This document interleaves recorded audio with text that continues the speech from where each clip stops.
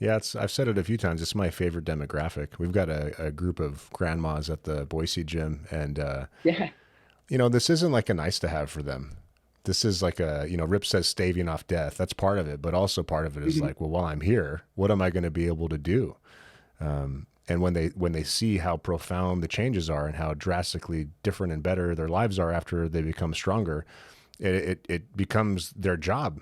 These ladies Yeah. schedule their whole lives around coming to the gym, and they schedule their eating and their sleeping, and it's all about how to get stronger and keep attending sessions, because then when they're not in the gym, they can do the things that they want to do.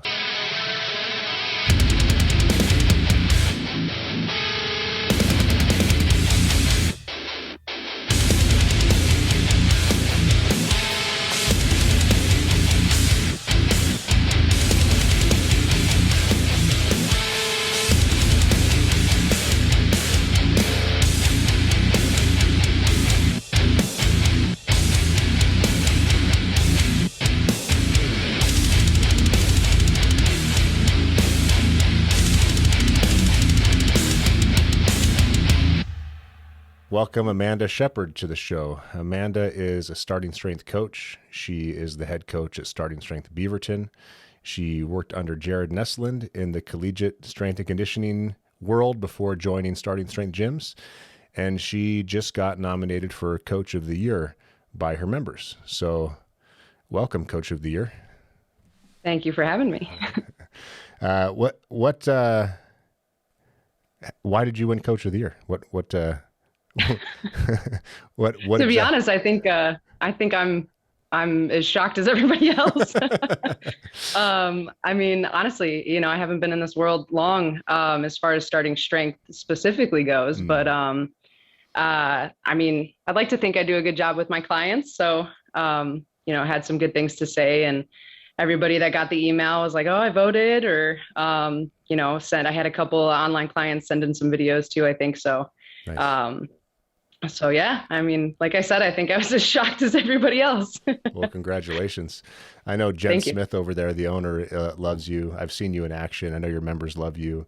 Um, if you really care about your clients, your members, and you're really good at what you do, people tend to really appreciate it because of how much you end up helping them with what they're trying to accomplish, which in our case is getting stronger, and then all the side effects that come along with getting stronger and how that improves day to day life. Can you think of one of the nominations that came in that jumps out at you? Something one of your members said that was touching, or a story that one of your members um, has been through that's worth sharing on the podcast? Honestly, one of the videos that it was actually, I think it was like 8 minutes long or so, was Linda White.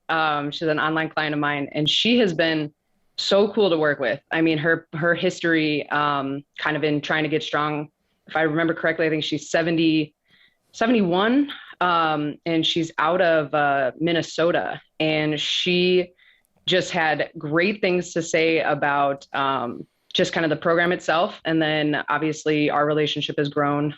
She was doing a ton of stuff, actually working with a precision nutrition coach, um, and wanted to get stronger, and just gave the books to her precision nutrition coach, and actually I guess the coach was like, I don't know how to do this. Good coach. So, Good coach. yeah, actually, absolutely. So when I spoke with Linda, she was like, I knew that I had to go hire a coach that knew how to do it. And, when I talked with you, you had everything kind of laid out, and we had a good conversation initially, a good consult.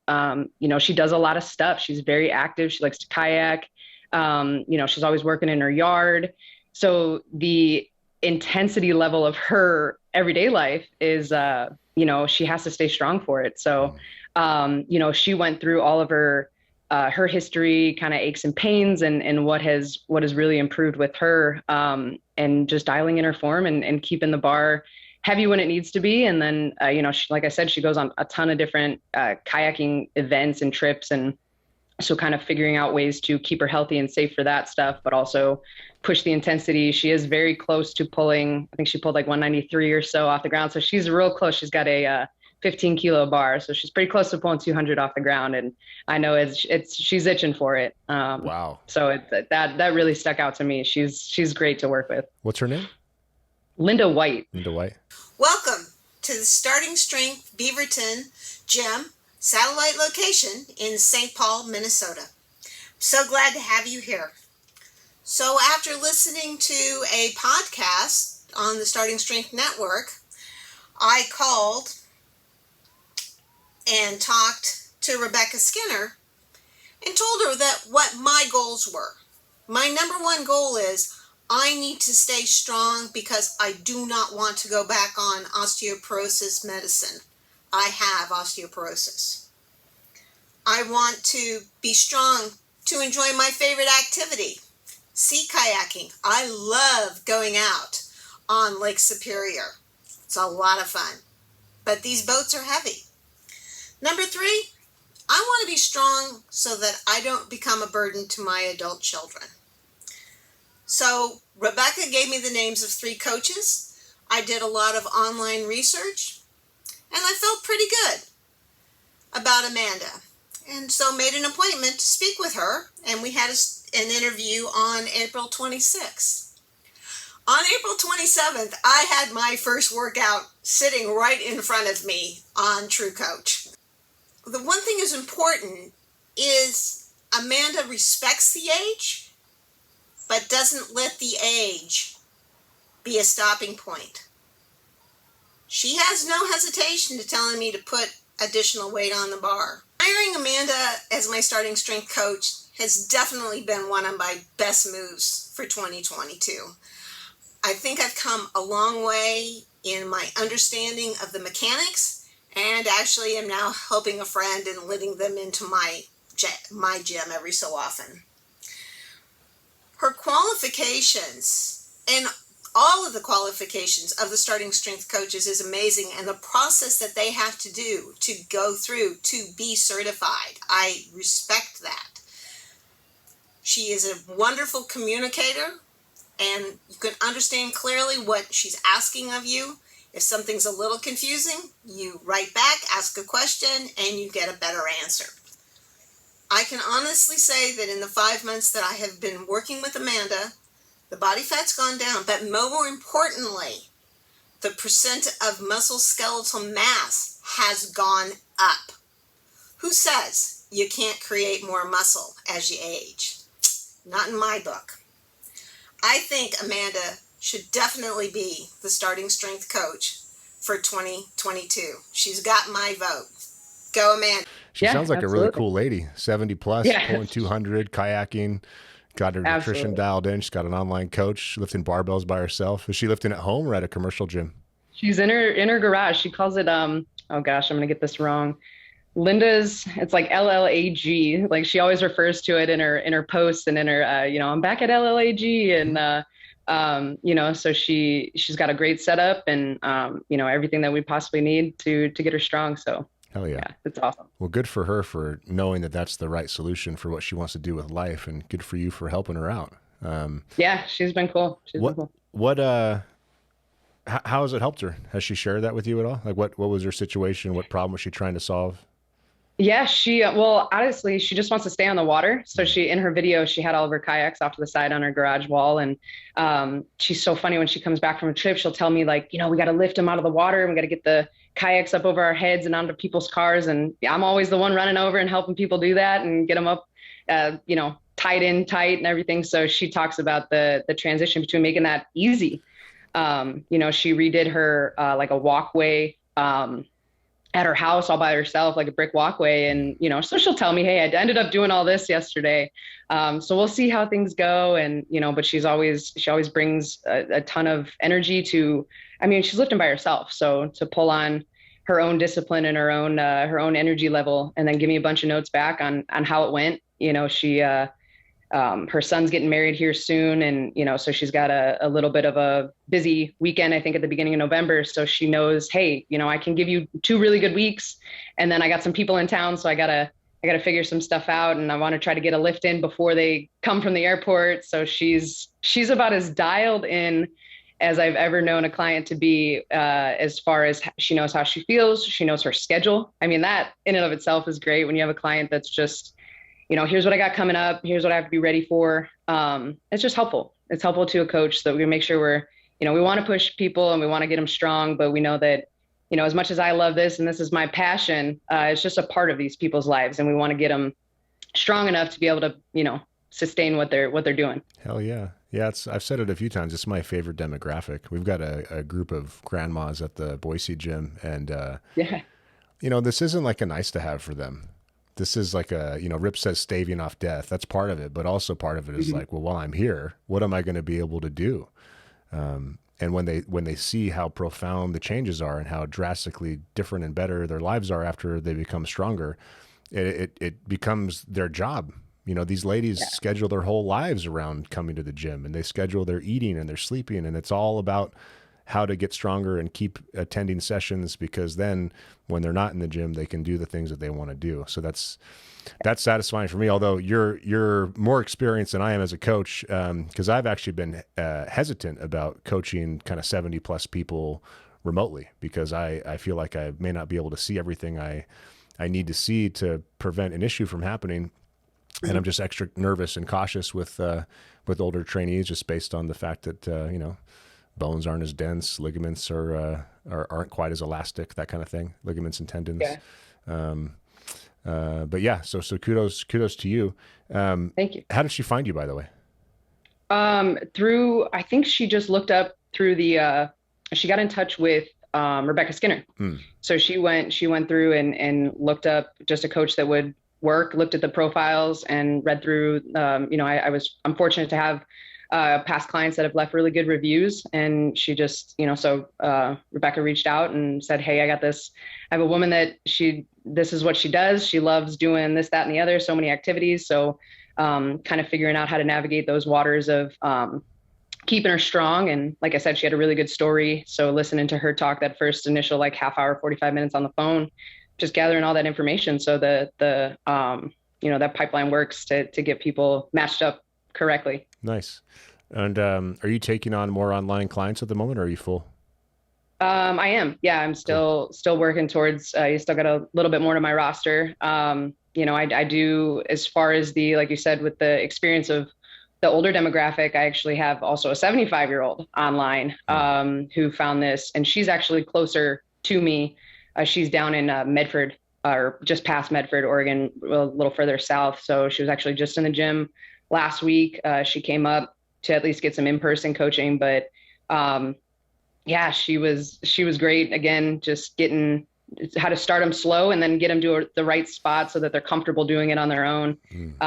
Sure, you get a little nervous because they're pushing heavy weights, but taking it slow enough to make sure that they're comfortable. And absolutely taking as many as I can get to help them around the country. There you have it, guys. Coach of the year. If you want to access her with online coaching, you've got she's got availability. beaverton.ssgyms.com. You can sign up to the gym and get coaching by Amanda. Jim Clare, we had him on the podcast. Yeah. First 600-pound deadlifter in the franchise. Mm-hmm. From my understanding, you were managing most of his coaching and programming. Is that right? Yes, sir. Yeah. Yep. Hell yeah. Good for you. So you kind of know what you're doing here. A little bit. Yeah. Because you're young. Are you 30 yet? 31. 31. Yeah. 31. But you've been doing this a long time. Can you break down for me, kind of go in reverse? So you're head coach at Beaverton. Prior to that, you were a coach under Jared Nesland at Denver. And then prior to that, you were in the collegiate system. I'd love to hear about your experience in the college world. Absolutely. Yeah. So right before I moved to Denver, I was the Olympic director of sports performance over at Northern Illinois University. And that was actually my my alma mater. And so I was there for 2 years. And prior to those 2 years is when I met Jared. So just to kind of backtrack from that, I was a graduate assistant at NIU. That's where I did my grad school work. I played softball and then went right into grad school from there. Worked for 2 years as a grad assistant. And then I went to the conference to get my certification for the collegiate setting. And that's where I met Jared and did like a quick little 10-minute talk. And then actually met out at it's kind of a funny story, met out at a bar later, the collective of us, all the coaches. And the guy that I was working with at the time, he hands me a beer. He goes, "Go sit down next to Jared Neslin and talk with him." I'm like, this is weird. So I go over there and hand this beer to Jared. And I'm like, "Hey," I sat down. He's like, kind of looks at me like, "What the hell is this woman doing?" And I just sat there between him and two coaches, and I was like listening to him talk, and I'd insert a word or two every once in a while, and then yeah, that kind of prompted him to do a phone interview with him and Tom DeStasio, which is another SSE who was his first assistant over at Sacramento State. Oh, that's the connection. Okay, I didn't realize DeStasio and Neslin worked together. I know they're buds. That's interesting. Okay. Yeah, they were together for a while there, and I had a pretty good phone interview.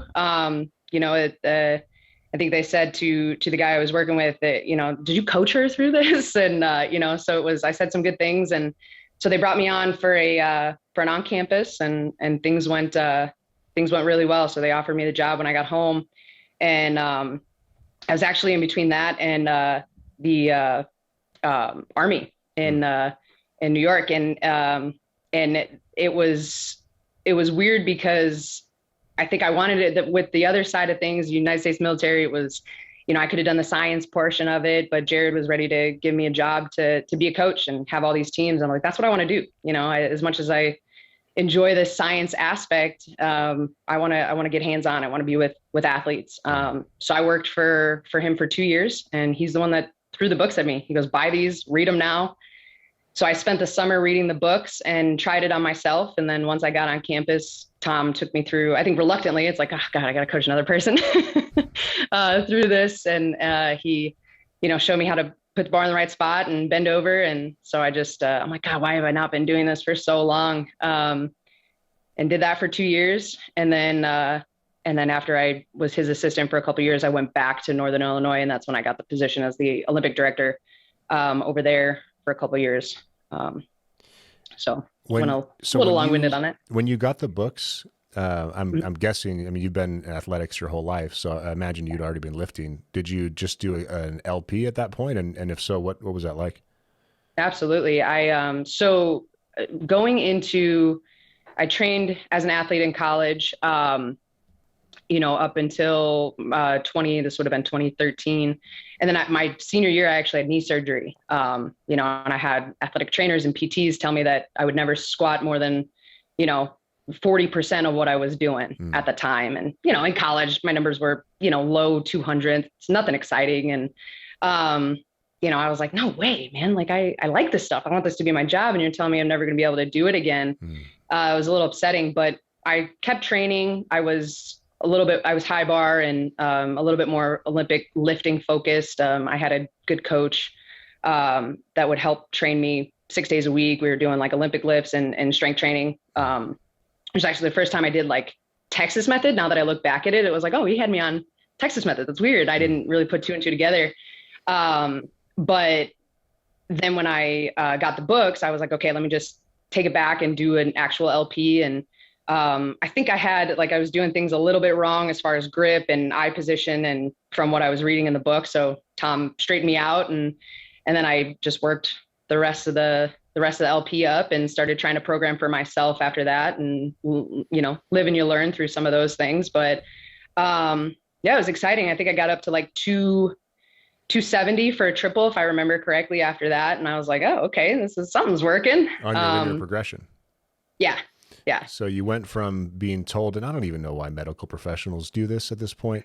It's just like, how many stories do you have of like, oh, he had two years left to live, he'd never be able to walk again, blah, blah, blah. Doctors, why do you say shit like this? Just stop. I would like to know the answer to that Don't too. give people permission to not push themselves and to do less, But luckily you're not one of those people that would take that as permission. And so you found a way to get it done. And then, so are you saying that your linear progression ended with a 270-ish squat? Or I think I would say in the grand scheme of me working through that, I wouldn't say it was the end of when I was doing like actual LP AB. Yeah. But towards the end of like where I was probably starting to get into some intermediate type training, I squatted 270 for a triple. Gotcha. Because that'd be annoying for a lot of guys, or end their LP at about the same men that end their LP at about the same number. So I just wanted to clarify that. Yeah. There's one thing that, that you can't replace, which is experience. You know, you're young. And I imagine you get some grief in the gym when guys come in expecting a dude with a 20-inch neck to sit there and teach them how to get big and strong. And then you've got a 31-year-old woman who's, looks young. And it's like, well, what do you know? And the answer is a lot, a hell of a lot, because of the experience. And this isn't just reading and theoretical stuff in school. This is hands-on athletes getting people moving correctly. And then the programming stuff, as evidenced by Jim Clare, is where it really makes a difference, because he's squatting mid 500, deadlifting 600. His numbers are fantastic. Do you deal with that in the gym at all? Do you have to overcome, your image versus what your capability is? I imagine that's a bit of a challenge. Yeah, absolutely. I mean, it's always been, because like in college, I worked with, the football team, and, especially when I was with Jared, he was like, no, you're going to assist football. And, so there's some good stories there, that I could always tell that, when I had to kind of stand up on the platform and puff the chest a little bit just to make it seem like I could hold my own and not allow them to question whether or not I knew what I was doing. So I think I learned in that setting just to kind of just be confident in what I was saying and not back down, and be able to back it up with a little bit. Maybe, okay, so I wasn't squatting 315 or 365, like these football players, but I was working hard and squatting some heavy weights and deadlifting. And, so if I wanted to lift when people could see that, especially in the collegiate setting. And then, now it's, being in this setting and Jim being, specifically a good example, coming into the gym, he looked like he lifted in the past, and, he knew some things and he wanted to be strong, but I'm sure, put me and Jared next to each other, to his mind, I'm sure he would have been like, oh, I wish I had Jared as my coach, but he was stuck in the 415 class, and Jared was coaching the mornings and the noon. And, but I was confident, like I said, just, hey, it's a matter of fact that this is what you're going to do. And if you listen, you'll be successful. If you don't, you're going to miss, It's systematic. So, and I've done this before. So just listen to what I tell you and it will work. Yeah. So it was, again, there is a good amount of stories, but, and it goes, I think it really goes both ways, because it's, you have the younger demographic, or the male, the men that walk in and they're just like, where's my strength coach, and then you get like the older clients, or the older females that are, deep, 4 kids deep. And, that's another one that's like, I don't have kids yet. And, this is some of those things. It's, oh, you'll realize when you get older, when you start having kids, and when they make comments like that, it's like, okay, like I get it. But at the same time, I still know, physiologically, I understand things. And maybe I'm not 50, 60, 70 years old, but I'm hoping I still know what I'm doing when I'm that age too. Yeah. And you accumulated a bunch of experience starting at a young age. So even though you're still young, you're still experienced. Both are possible. Right. How many athletes do you think you've trained over the years in the collegiate system? That's tough. I mean, I wasn't like, there's these coaches that, specifically Jared, he was in the game for 20 years, it's, so you accumulate different teams, different athletes, in the hundreds, as far as I was about 6.5 years, with smaller teams like basketball, softball. Then I get the golfs and the tennis or the track and field.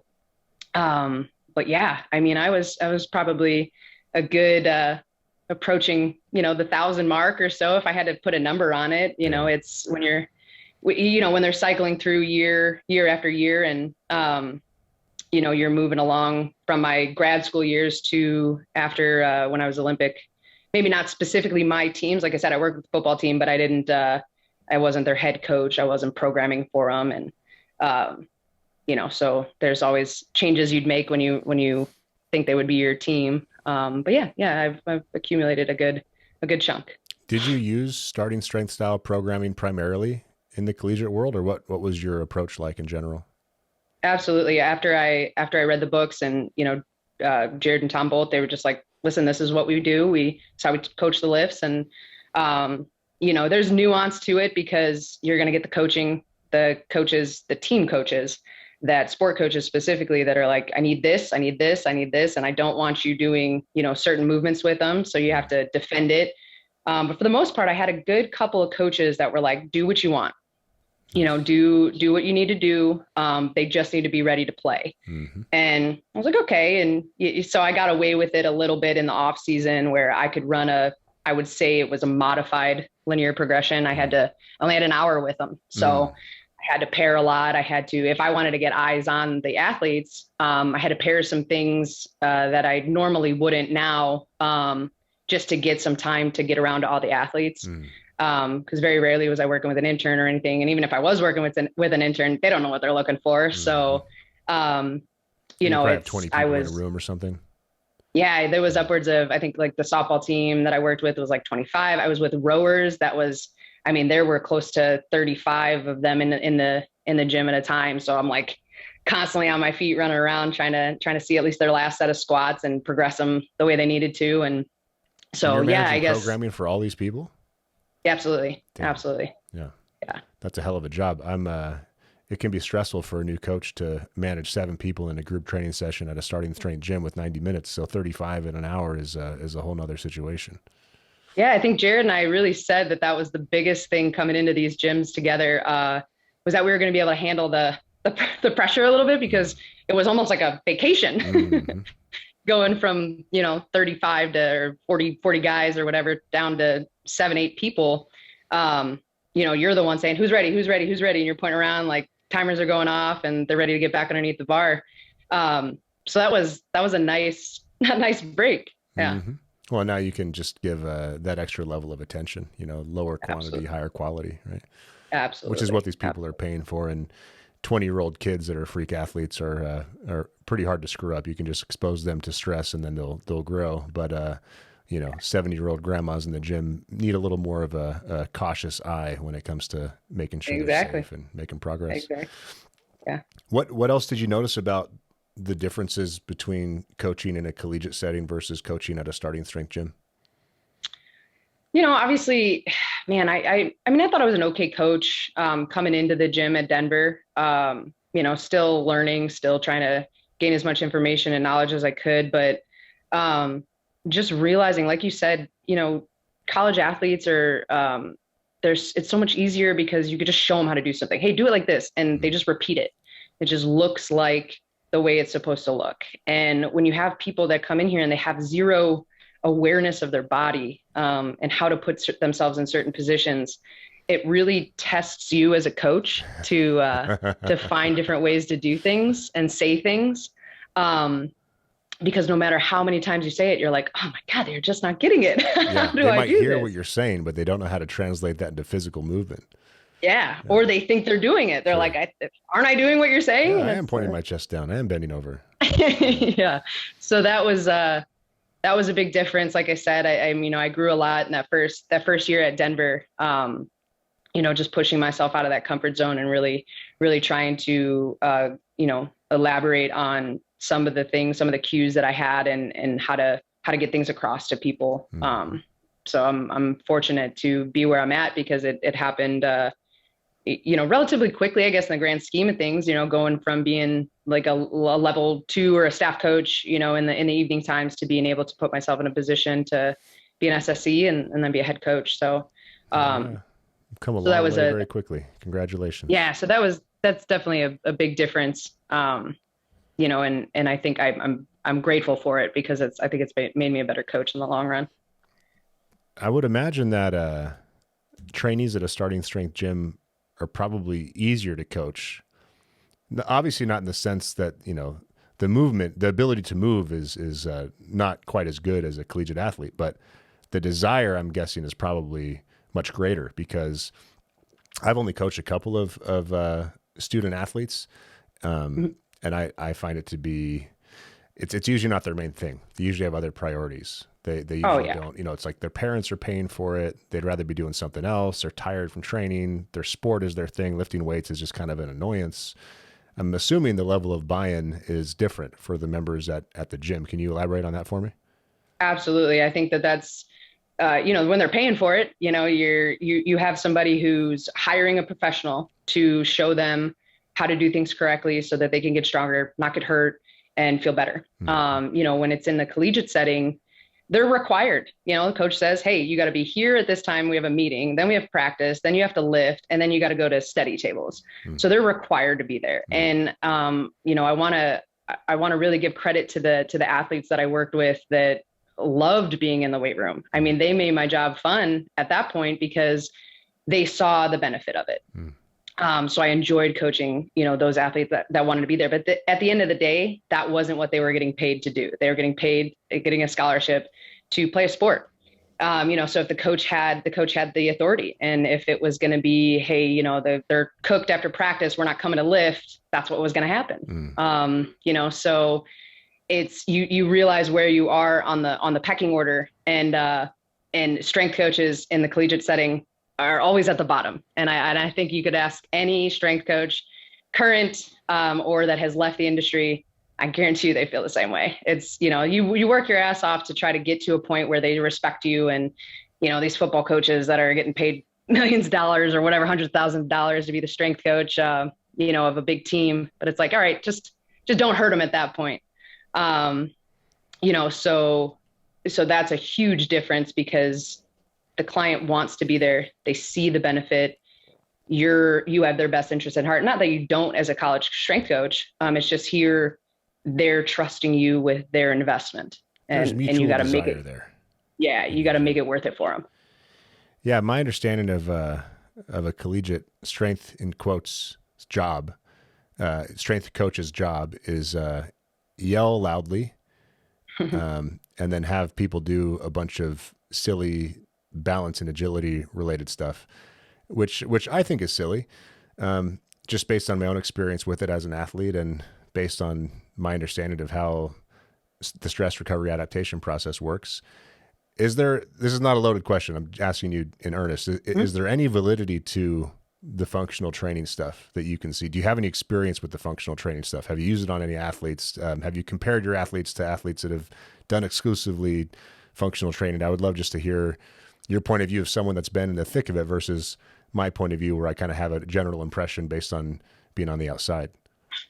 Yeah, I worked with, a lot of teams that relied on, their athletic trainers, or hiring out professionals or people that did the functional movement screens, and just made it seem really, this person's knee valgus is very aggressive, and if we don't fix it, it's going to be, we're probably going to tear her ACL, and we really got to focus on that aspect, and she's got to get the balancing down, and she's got to be able to hop and land on one leg with no movement whatsoever. And it's like, that's not even sport, when you really think about it. You are moving, you're cutting, you're moving, you're putting your joints at different angles, and so a lot of times, like I said, when I first came out of undergrad and I was going into my grad school years, I had I forget what it was called now, some sort of Titleist thing where it had all these mobility stretches and a library of things that I had to look and write down a bunch of like a mobility drill sheet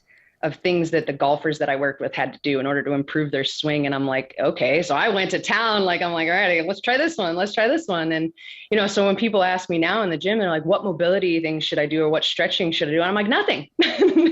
Just load the movements and, stretch when you need to. If it makes you feel good, sure, go do your stretches. But loaded movement patterns. Yeah. Loaded movement patterns. And, even if it's somebody that can't squat to depth right away, they're so weak that they can't get out of the hole, and you use a box to lower them down over time, you're still using that movement pattern and that load to make that movement, that range of motion permanent. Yep. So like I said, I'm like, you go home, you do all these movements and these stretches that might work acutely in that moment in time, but there's no permanent stressor to allow it to be something they feel comfortable and strong in that range of motion. So doing all of those things, I guess, to get back to your original question, doing all those things, I kind of saw, I'm like, you're trying to prevent things that are really going to happen on the court, whether you want it to or not, or on the field, whether you want it to or not. And you're setting them up to almost fear movement. And so why don't we just get them strong? Why don't we just put a barbell on their back and get them, generally strong? And then you go improve their skill. Mm-hmm. You go show them how to be an athlete. Mm-hmm. But I never won that battle. I actually had physical therapist tell me that there was an athlete who tore her ACL, and she asked me why I'm not doing single leg stuff on that side only. She should be doing single leg stuff on that side, specifically higher reps, lower weight. Like, she could still squat, but I need you to do like extra single leg stuff on that leg alone, 8 to 10 reps, so she can get comfortable again using that leg. And it felt like it was just an audience looking at me as she was telling me these things, and I'm like, disagreeing with her. Yeah, it was big. It was big. I got a lot of stories like that where you're just like, okay, I'm not going to win this battle. Like I said, you remember my pecking order. So I shrugged my shoulders and okay. So the PT thinks that the trainee with an ACL injury should balance on one leg, which is a less stable position for the joint than balancing on two legs. Essentially, yeah. And do like, rear foot elevated split squats or split squats in general. And, just work that leg because that's the leg that was injured. This was also this, you get the same situation where they're running and they're jumping before they can even squat an empty barbell. It's like they're so quick we want to get them back on the field. We want to get them back on the court that it's like they can't even squat their body weight yet. Can you steel man that argument for me? How would the PT defend that position?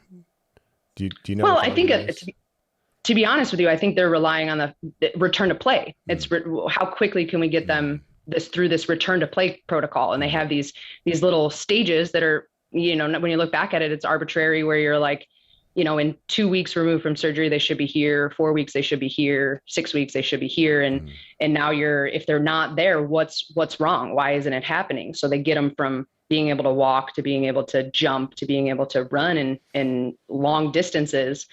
And that's what really, or they're doing a balance like Bosu ball, that type of stuff. If they can see how much wiggle they have in their knee when they're balancing on a Bosu ball, and there's just these check marks of, okay, that worked. I could do that. She's good to go. Put her back on the field.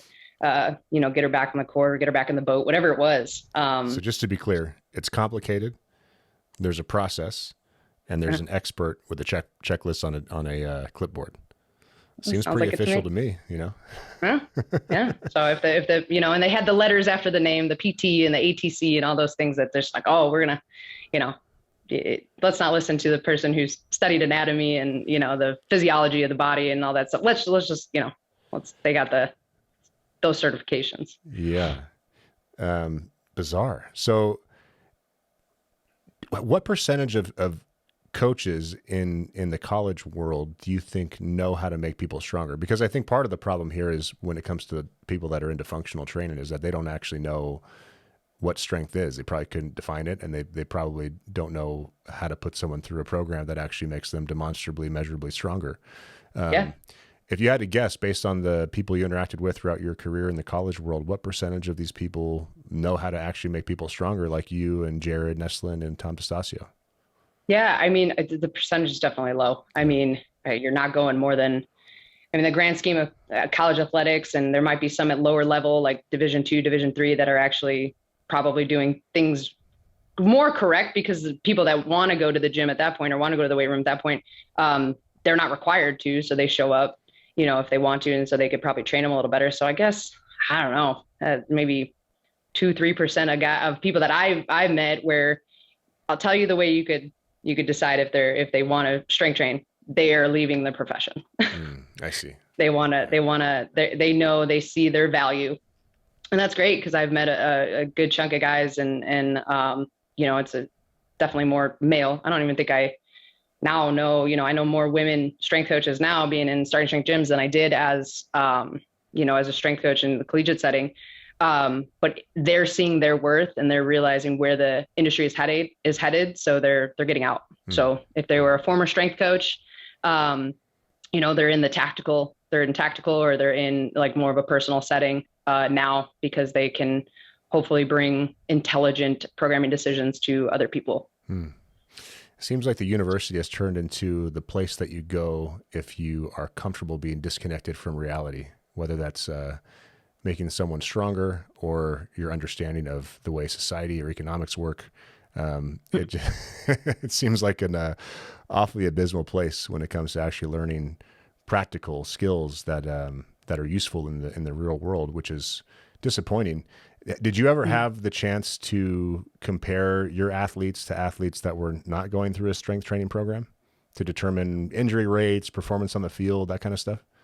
Not to that extent. No, I tracked a lot of my own numbers, as far as, comparison between year to year. The most of the places that I stayed was it was just 2-year stints. So I was comparing the athletes from when I first got them through what would be considered, not a linear progression, or how I would train them, and at the same time, you're getting such a sporadic amount of training weeks with them, because they got all the breaks and you never know if they're doing anything over those breaks. So even if you wanted to, I don't think it could be great.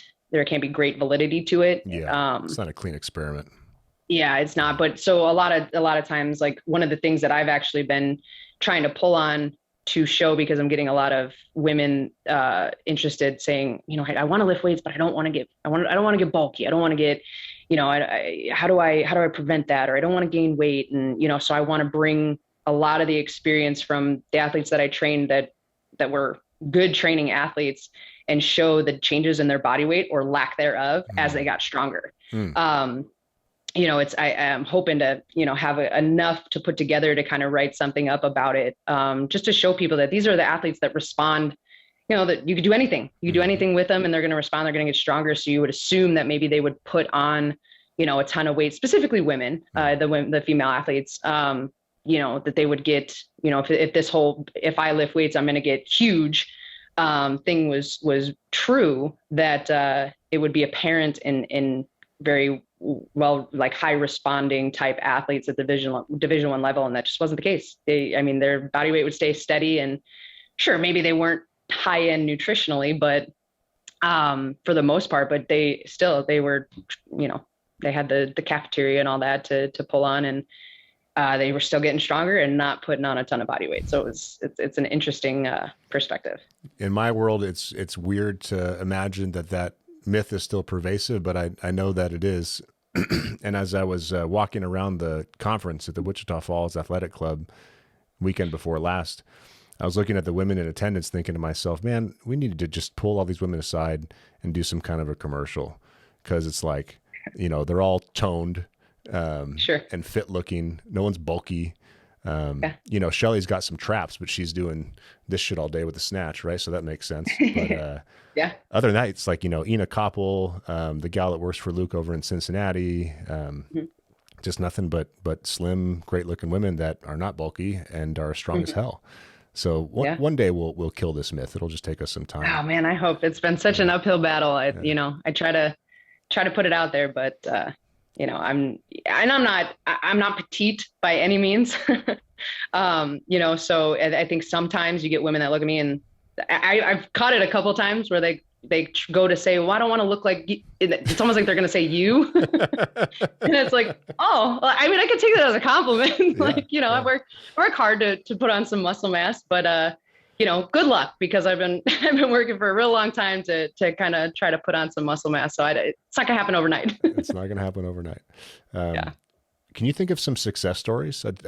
I'm curious about all types of sports, even golf and football, and I'd love to hear so even though there's no, comprehensive data to compare what you've done with your people versus what a functional training coach might have done, I'm just curious if you have any examples of individual success stories where you've made tremendous progress under the bar and or have helped them quite a bit in their sport. Yeah, I like I said, I was fortunate to work with some really, really great athletes that wanted to be in the weight room. And a lot of times it was, they had to, you're listening to your athletic trainer or your PT, but then they still bought into what I was doing, what I was allowing to do. One that I could pull on, her name was Bailey. And she had a lot to go through her first a couple years before I got to her. And then she had shoulder surgery, biceps tendinosis surgery. I think that's where they take the tendon and they actually move it to the other side of the joint. So it doesn't do essentially what it was doing prior to the surgery. And she was a pitcher. And, again, you always have things that you don't know what's happening outside. You don't know what their lifestyle is like, how they're eating, how they're recovering. It's college, let's be honest, drinking, things like that. So, but it was a great experience because she really put her trust in me. Like I said, whether I knew what she was doing outside of the gym, when she was in the gym, she believed me, she trusted me, she allowed me to kind of take her through. I said, let's just start here and we're going to work you back. So after she had surgery, she came back in the gym, and I think I still have her programming that I started her with. I talked to her athletic trainer, and she was, the one athletic trainer that I worked with. She's like, hey, I see what you're doing. I know you want to get these girls strong. So, I've got to appease the coaches, but at the same time, she trusted me too, to give me a little bit of leeway. And she trusted my process to get her strong again and using her shoulder. Now, I'm not going to sit here and say that she turned out to be the starting pitcher and, she had this great success for her. Now she's a pro. But personally, I think in her life, she has function in her shoulder. She's a mom now. So, she has function in her shoulder, and she could lift her kid. And, so I guess in the grand scheme of championship rings and, starting, if you look at her stats and all that, maybe that's not as great, but she got stronger. She was one of the strongest athletes on that team, that squat wise, deadlift wise, she was cleaning again. And then she was benching, she was pressing, she was doing all those things. So to see that happen and know that she had that trust in me, that was cool. I think that's really what pushed me to say I could really have an effect on these people. Like if they really wanted me to, or if they really trusted me, I could make a difference, in their strength and in their lives. And so that was a pretty cool story for me. Like I said, her career didn't end, with a championship ring, but she's a mom now, she can lift her kid. And I'd like to think I had a little something to do with that. Hell yeah. Let's talk about the freaks. So you've got Jim Clare with the 600-pound deadlift at Denver. I imagine you had a few freaky people and Jim's not a freak. He's just consistent. He's definitely, further along on the athletic continuum than I am, just in terms of inborn capability. But there's nothing extraordinary about a 600-pound deadlift for a guy that's as dedicated as he is. But his level of dedication is exceptional. So do you have any examples of freaky athletes with tons of potential that committed themselves to the process that you guided them through, and you had tremendous results under the bar? Well, man, yeah, actually, personally, I worked with a girl over at Sacramento State, and she was this little, like, how much is she? Probably 140 pounds. And she squatted 295. And I think that worked out to a 2 times body weight squat. And she was a little slapper outfielder. And, she just was into it. Like, she just wanted to be strong. But she always just tell me, like, oh, my booty gains. Like, that's what I'm looking for. So, it helps. So she was bought in, but again, I think she had the potential to be there. She worked hard when she was in the gym, and that definitely helped. But I worked with a good amount of that specific team. That it was a softball team. They were bought in. They really enjoyed being in the weight room. And, so I had some athletes on there that had it, 1.5, 2 times body weight squat. And, it was fun to watch and fun to coach. And then as far as like me, maybe not personally programming, but when I worked under Jared and the football team, we had some 600-pound squats and some really like strong bench pressers, and he deadlifted. Oh, God forbid you deadlift in the collegiate setting, but he deadlifted his athletes, and that's really what prompted me to do it, obviously. Please don't tell me deadlift is frowned upon. Is that what you're alluding to here? Oh, sometimes, absolutely. Yeah, well, it's gonna hurt your back, right? Don't you know that? Shit. Yeah. So. Oh dear, I don't know how you lasted as long. I don't know how Jared lasted as long as he did. You know what? I think it's just a testament to Jared. I mean, honestly, he put his head down, and, I'm fortunate to know that guy. He'll enjoy me saying that. Not really, but, but he just had a big influence on me. And for him to be able to do those things that he did with the different teams he worked with, and just trust that he was making a difference on his end. He really didn't, hey, this is what's going to happen with this team. When they're in the weight room, they're with me, and this is what we're going to do. And, I can't speak to maybe his earlier years, but as far as when he was at Sacramento State and where he finished his career in the collegiate setting, I think that he just knew that it was time to go because there was no longer a possibility to do that. They were going to say, if you're not going to change or do this, then you're not going to coach them. No, we need a guy that's going to scream and yell and break boards over their backs in the football games, in the beginning of the football game. And, that's what we need. We need the energy. And Jared's, if you ever spend time with Jared, he's a chill guy. Man, there was one time I saw that man mad and I was like, I don't ever want to piss that guy off. Yeah, it's weird. There's no correlation between how your athletes perform and how loudly the coach yells. Yeah. It doesn't seem that way to me anyways. But good for Jared. I'm grateful to the guy. He took a big risk coming over to work with Jay Livesey at the Denver gym because they worked out a deal before any of our gyms were even open. And then Jared moved from California to Colorado. He wasn't cheap. He had a nice salary at the collegiate level. And so Jay had to take a big risk on making sure he could have something reasonably comparable pay-wise. And then it worked out really well. Jared's reputation helped bring people into the gym. The brand obviously brought a bunch of people into the gym. The thing grew. It's damn near full. And the members are happy as can be. And they're developing great coaches. I mean, obviously you're a testament to that. Now you're the head coach at Beaverton. Let's talk more about Beaverton. So how has your approach to managing apprentices been influenced by your experience in the collegiate system? Jen refers to you as a bit of a hard ass, which I think is fun. Tell me about what you expect from your apprentices and just kind of the way you approach the development process. To be honest with you, they just need to know that it's not, I don't think maybe I take that as a bit of a compliment that I'm a hard ass. It's hard. It's definitely a compliment. It's hard to do. Yeah. This is not an easy, it's fun and it could be fun and it could be rewarding. But you're on all the time and you got to make sure that you're doing things right. And you have to if you set your expectations high enough, then you have more of an opportunity to grow into that. But if you just set yourself, just do the bare minimum, you'll be okay. You're not setting yourself up to be successful with these gyms in particular, because there's so many opportunities coming down the pipe with, how many are opening and you want to, learn to be a head coach or just be a coach in general in the gym.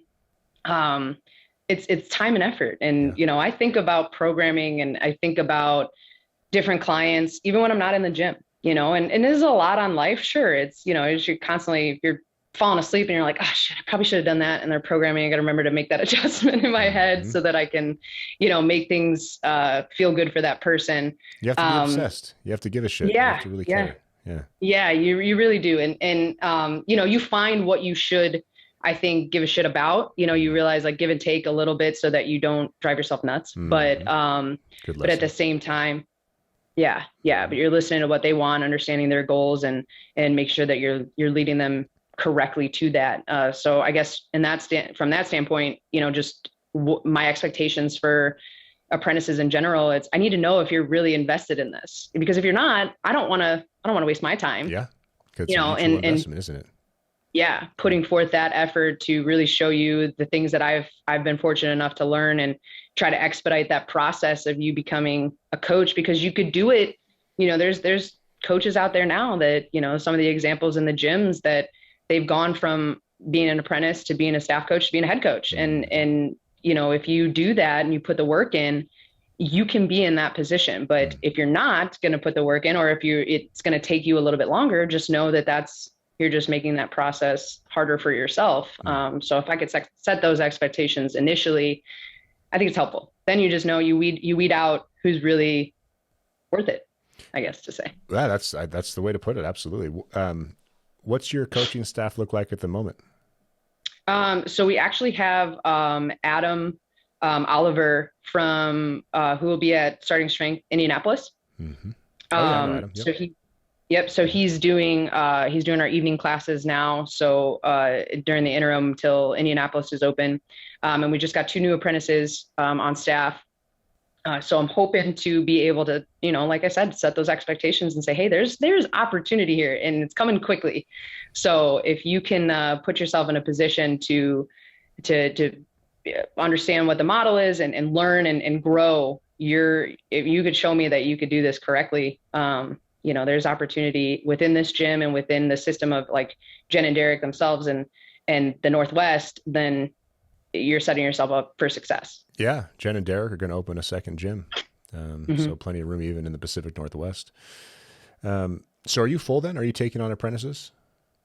Yeah, we always want people to, I want to bring this to as many people as I can, personally, but like I said, I don't want to feel like if you want this to be a hobby. I think we've had a few run-ins where it was like, I think I want to do this, shrug of the shoulders, kind of, I think this is what I want to do. But then they realize like it actually is some hard work. And they're like, oh, maybe not. I thought this could just be a hobby. And it's like, no, this is my career. I take a lot of pride in it. And, I enjoy doing it. And, so I want people that are going to be just as invested, so if you want this to be a hobby, read the books and train some people out of your garage and enjoy it. But, if you want to make this a career, then you're ready to invest in that, short term, if you think about it, maybe as fast as if you got some experience, maybe as fast as 6 months, but if not, maybe 18 months to 2 years where you're really putting in the work, getting to learn all these things, reading the books multiple times and,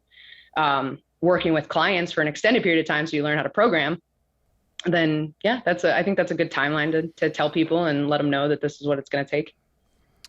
If someone's listening to this or watching this and they want to become a starting strength coach and work at a starting strength gym and get some training, some coaching, some mentorship from you, what's the best way to get in touch? Instagram, or how do you prefer to be contacted? Yeah, I'm on Instagram. I actually, Bree was actually the one that wanted me to make my profile not private, which was weird for me. It was just like, I want to share your video. And so I'm not private, so you could message me and I'll answer. Or you can reach out. I do have my Starting Strength Gym's website, email address. It comes to my phone, so I'm answering that at all times. But I don't do Twitter or anything. So Instagram or my email for sure. Cool. And you're A Sheppard. How many P's? 1 or 2? Yeah, it's 2 P's and then ARD. A Sheppard, 2 P's ARD at ssgyms.com. Yes, sir. Cool. And then last question. How do we get more of you ex-collegiate folks? So if you share this with your peers that are stuck in the collegiate system, they want to get out and they want to go to a place where the trainees want to be there and where the programming is sensible and nothing else, and the results come along with that. What do we do? What's your advice? Because we have you, Jared Nestland, Jen Full. Is it Levat or Lovett? Darren Levat. Levat. Yeah, Levat. Yeah. So you just got to know Jared Nestland. Yeah, just know Jared. Okay. Yeah. But no, I think that's funny. Like Jen Full, she took my position at Sacramento State before I moved back to NIU, and then she took my position over at Denver. So I think we just, getting to know the system and understanding like this is what we want to do. I think honestly, you got it right. I think we're trying to figure out how to get into maybe some of the seminars, or not the seminars, but the conferences there. Just make a booth and go sit there and say, hey, this is an option for you. We do it under the guise of like, hey, look at our fancy plates, but we also want you to become and be a coach over in one of our gyms. And if you really want to make people strong in a meaningful way, I think it's something to look into, honestly, getting to those conferences. They happen all the time, but if we can get our name out there and show people that, here you could get strong and you could be a meaningful coach and actually not have somebody breathing down your neck to do things incorrectly. You might want to consider being in one of the gyms. Hell yeah. That's a good spot to leave it off on, Amanda. Thank you for everything you've done. I mean, I know that you've moved states twice to work at these gyms. I know you've made a big sacrifice. I know you've shown your commitment. You're clearly all in, and I think that the system has paid you back for your level of commitment and passion. And the members certainly appreciate it, as evidenced by the fact that you were just nominated as Coach of the Year. So congratulations again, and thank you for all that you've done. Thank you, Ray. Thanks for having me. All right. Talk soon. Thanks.